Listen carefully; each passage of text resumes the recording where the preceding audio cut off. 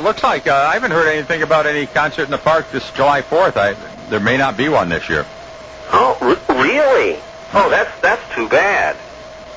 No, there should be something going on there. Everybody's used to, at least fireworks.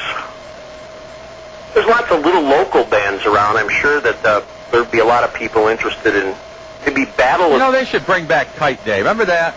Oh, certainly. That's the greatest place to fly a kite in the city up there. But those were canceled because, wasn't it because in the post-Woodstock era or something, or that concert in California that was all that trouble?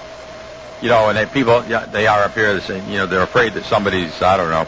You know, if you could keep the same kind of crowd that normally went to that Syracuse Symphony concert and had a kite day for kids. Well, you're just not going to get that. Well, you know, it doesn't have to be for kids. Let adults have some fun, too. For kids. Kite day for kids. Then, or family kite day, something like that.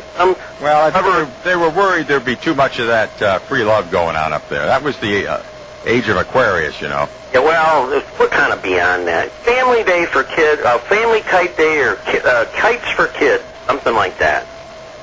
Have the kids.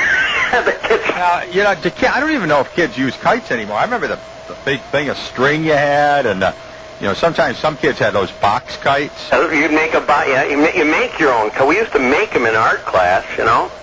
Or you get the ones that were, you know, paper on with a wood frame, and then they came out with those, you know, the plastic ones. Those were pretty neat too. So there were just a lot of things. Those were like. Well, you get a bunch of dollar store kites. Matter of fact, can you buy a kite these days? Huh?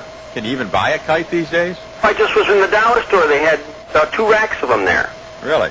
Yeah, I'm just going to say, if an organization is hearing this out there, I wonder whether people would take the effort to go out and get the kite up in the air. And it'd be a great exercise for parents and kids to participate together. You know, run down the hill, try not to fall down. And once you get it up there, you could get how many feet could you get it out? 300-400 feet? Well, I remember in Lowville when I put one up, I had this brown string my brother had. It was kind of like, you know, string you tie boxes with, and there must have been 1,000 feet on that. And I had it about 3/4 of the way out, and it was flying over the the valley down there near Dadville. It was so far out there. Really? Oh yeah. Finally I had to cut it, and a bunch of people went and got it and brought it back. But that was way out there. I don't know how high it got, but it certainly, you know. It was way out there. Maybe there was a kite that was loose up in the park, and it Okay, I got to run. We'll have to do that story tomorrow. All right. Okay. Have a good afternoon. I know. All right, that's a great story about kites. You just don't see them that much anymore. Anyway, this has been The Hotline. You've been listening to it on a community broadcaster station, AM 1240 WATN, Watertown, New York. The time now is 1 o'clock. We've got CBS News coming up next. CBS News. I'm Steve Kathan. Washington is pressing J.P. Morgan Chase for